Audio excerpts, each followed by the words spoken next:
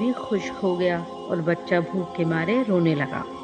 کوئی بھی ماں اپنے بچے کو بھوکا پیاسا نہیں دیکھ سکتی۔ سیدہ ہاجرہ علیہ السلام بھی اسماعیل علیہ السلام کو روتا دیکھ پریشان ہو گئی۔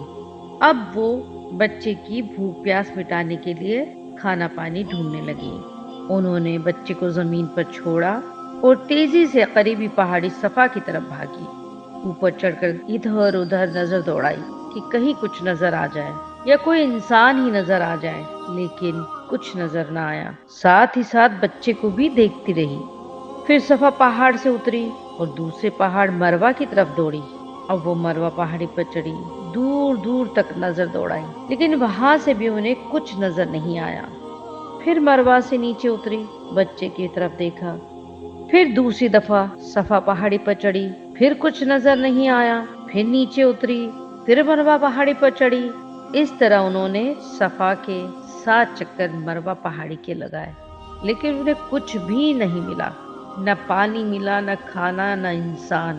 اب وہ اتنا تھک چکی تھی کہ ان کی 8ویں دفعہ چڑھنے کی ہمت ہی نہیں رہی۔ وہ تھک کر وہیں رک گئی۔ اللہ اکبر! ایک عورت اوپر سے بھوکی پیاسی اور صحرا کی کڑک دھوپ صفا اور مروہ کی پہاڑیوں پہ 7 مرتبہ چڑھی اور اتری۔ اللہ کو سیدہ ہاجرہ علیہ السلام کی یہ ادا بہت پسند آئی اور اللہ نے اس ادا کو حج کا حصہ بنا دیا۔